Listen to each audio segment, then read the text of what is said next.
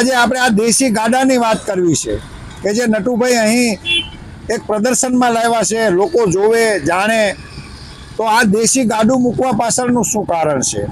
મિત્રો, પહેલાના સમયમાં ખેડૂતને કામમાં આવતું માલની હેરફેર, અરે જાનુમાં પણ આ ગાડા લઈ જતા હતા. તો આપણે આપણા દાદા પાસેથી જાણી કે આ ગાડાનું શું મહત્વ છે.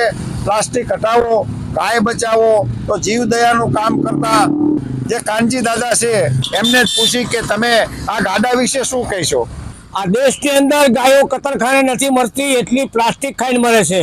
તો એના માટે અમે બહેનોને પણ સમજાવવા જઈએ છીએ કે બહેનો, ખાદ્ય સામગ્રી તમે કોઈ પણ પ્લાસ્ટિકની થેલીમાં પેક કરી ના નાખો, એને ખુલ્લું કરીને આવી અમે ગામડે ગામડે ઘરે ઘરે જઈને લોકોને સમજાવીએ છીએ. અને છેલ્લે અમારો એવો બધો કાર્યક્રમ ચાલે છે ને કે આ એક ગાડું અમે લાવ્યા છીએ.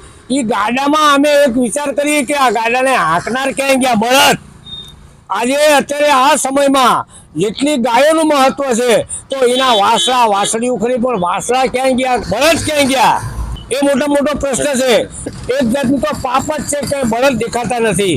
અત્યારે અમે આ આશ્રમની અંદર એવી રીતે સેવા કરી છે કે ગમે ત્યાં ફોન આવે અમને આ નટુભાઈ પરમારને, તો તાત્કાલિક જઈ અને વાસળા હોય, વાસળીઓ હોય, ગાયું હોય, કે એક્સિડન્ટ થયા હોય, કૂતરા હોય, કોઈ પણ જીવ હોય તો તાત્કાલિક અમારી છોટા હાથે ગાડી છે એની અંદર લઈ જઈ અને અમારા આશ્રમમાં લાવી અને ડૉક્ટર બોલાવી અને એનું અમે સેવા કરવી છીએ. એ અમારો ધ્યેય છે. ત્યાં ગાડું જે છે દાદા, પહેલાના સમયમાં ગાડું શું કામમાં આવતું? અને પહેલા સમયમાં આ ગાડું તો કામમાં આવતું. લગ્ન પ્રસંગ હોય એમાં લઈ જતા, ખેતરમાંથી ગમે તે માલ સામાન લાવવો હોય, ખાસ કરીને તો ખેડૂત માટે જ ગાડા હતા અને બળદ હતા. હવે એ બળદ તો રહ્યા જ નહીં. આધુનિક જમાના પ્રમાણે આ એ બળદ ક્યાંય ગયા? એ મોટો પ્રશ્ન છે. આવા યંત્રો કોઈ હતા નહીં. અત્યારે ટેકનિકલ સામાન બધા સાધનો બધા આવી ગયા એટલે ગાડાની કોઈ કિંમત ના રહી. પણ અમારું કહેવાનું છે કે બળદ ક્યાંય ગયા? એનું શું થયું એ જોવાનું રહ્યું. અમે તો ગામડે બધે ફરીએ છીએ, ક્યાંય બળદ દેખાતા નથી. એ ગયા ક્યાં? એનો એક જવાબ તો કોક આપો. આનું શું થયું?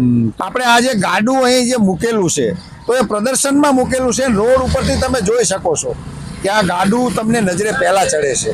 અને અહીં જે ગાય છે એ લોઢાની ગાય એમને બનાવી છે. હવે પછી શું સંદેશ આપશો? અત્યારે હાલ અહીં અમારા ગૌતમ બુદ્ધ ગૌ સેવા આશ્રમની અંદર જો તમારે જોવું હોય, એક ગાયના પેટમાં 50, 60 કિલોના ગઠ્ઠા પ્લાસ્ટિક નીકળતું હોય. આપણા હું તો એવું માનું છું કે ભારત દેશમાં આ ગઠ્ઠા કોઈ નહીં બતાવતું હોય. એ અમે ગઠ્ઠા બતાવી છીએ. અને એ ગાયો બિચારી એના પેટમાં એટલા બધા 50, 60 કિલોના ગઠ્ઠા હોય, એ તરફડિયા મારીને મરી જાય છે. બોલો. માટે પ્લાસ્ટિક હટાવો, પર્યાવરણ બચાવો, એ અમારો સંદેશ છે.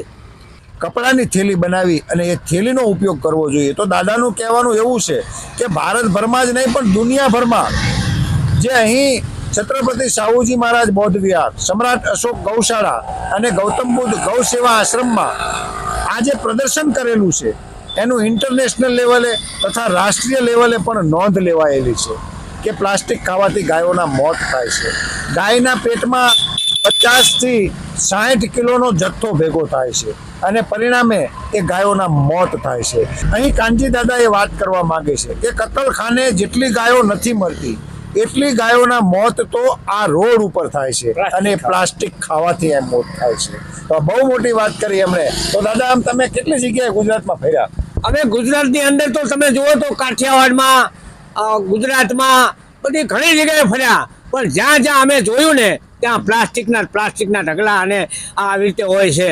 એટલે આ બધું આપણેથી જોયું જતું નથી. પણ શું કરીએ? અને આ ગઠ્ઠા તો આખા દેશની અંદર કોઈ નહીં બતાવ્યા એવા અમે બતાવીએ છીએ. પ્રદર્શનમાં મેળો હોય અહીંયા જાઓ? હા, દરેક મોટા મેળાવડા હોય, કોઈ મોટા પ્રોગ્રામ હોય. અને છેલ્લે તો ગામડે ઘરે ફરીને પણ અમે આ એક લોકોને સમજાવવા જઈએ છીએ. બહેનોને જાગૃતિ આ કાર્યક્રમ કરવી છીએ. ખાસ તો અમારો કાર્યક્રમ એ જ છે, પ્લાસ્ટિક હટાવો, ગાયો બચાવો.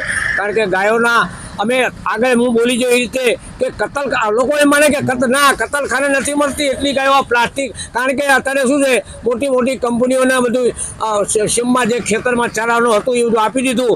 એટલે ગાયો બિચારી જાય ક્યાં? ગૌચર ત્યાં રહ્યા નહીં. એટલે એને છેલ્લે પ્લાસ્ટિક ખાવાનો જ વારો આવ્યો છે.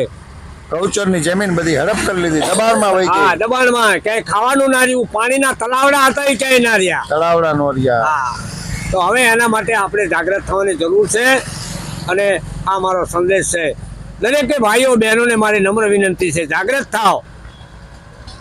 બહુ સરસ વાત કરી દાદાએ કે ગાયોના કેવી રીતે મોત થાય છે અને પ્લાસ્ટિક ખાવાથી જે ગાયોના મોત થાય છે, તો એ વિશે એમને વાત કરી કે લોક જાગૃતિની જરૂર છે. લોકો અજ્ઞાની છે, લોકોને કાંઈ ખબર નથી કે પ્લાસ્ટિક એ કેટલું નુકસાન કરે છે.